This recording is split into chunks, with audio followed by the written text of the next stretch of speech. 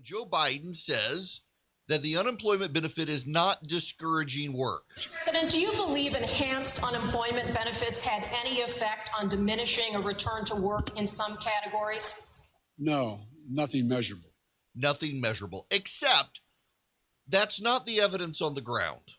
There's a restaurant near me where I live, and I went in Friday to pick up something for my wife, and they had a sign on the counter when you went in the check-in counter that said, please be patient.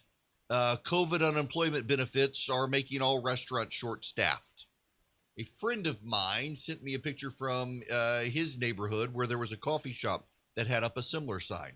And this is the story around the country, that no one wants to work. Uber and Lyft are signaling they have driver shortages because people are getting unemployment.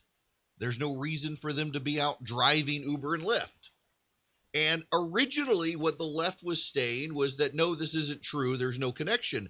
And now what they're saying is, well, maybe these employers should pay more. And it got me thinking, what if this is all part of their plan? What if it's part of a plan? You pay people unemployment. By the way, the Democrats are already saying, well, given the unemployment numbers, we may need to extend this even beyond September. What if this is part of the plan? You keep people unemployed, so you force businesses to have to raise their wages to such a level that it is attractive. You'll make more by going to work than staying home. Now, progressives would tell you that's a good thing, but they're, of course, economically ignorant when it comes to this stuff. There are a lot of people who will just sit on their backsides. They're like, I'm not getting evicted. Can't get evicted in COVID. I don't even have to pay rent. There are a lot of people who will say, well, I'm making ends meet and I'm staying home. I'm not working. I got time to relax. There's no need to work. I'll just keep taking it. And so they're not going back.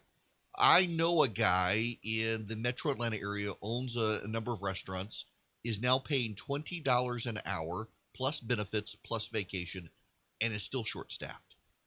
This restaurant I went to on Friday night is paying $15 an hour. The intended federal minimum wage of the left had their way, still can't get people to come work. So you've got restaurants. Chick-fil-A is paying $15 an hour and having labor shortages, and they get Sundays off.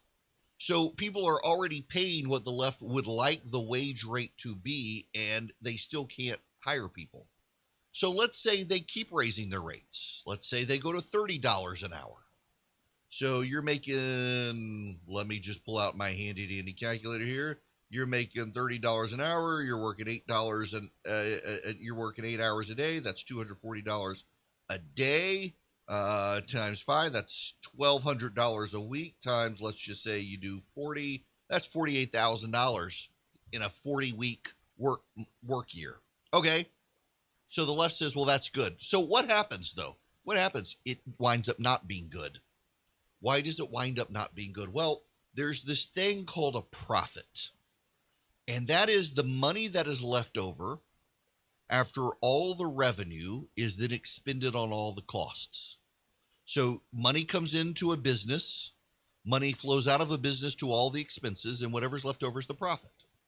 The owners of businesses run their business not just because it's a labor of love, but they also make some money at it. Well, to continue making their profit, they're going to have to raise prices. So now they've raised wages, and they have to pass that cost on to consumers in the form of higher prices. Now, the left will think, well, that's okay because the consumers are now getting paid more to come back to work, except that's not really the case. Who are the consumers who are buying? The consumers who are buying aren't the wait staff. It's not the servers. It's the people who have already gone back to work. And guess what? Those people's salaries aren't rising. It's the people who've been sitting on unemployment whose wages will rise, they hope, but the other people's wages aren't. So now those people can't go eat at the restaurant because the restaurant's gotten too expensive, because the restaurant has to raise its prices in order to keep people employed. So now the restaurant, to attract people to come back to work, has priced itself out of the marketplace and has to go out of business. And now the people who came back, who are making the exorbitant wages, they now have no job and they have to go back on unemployment.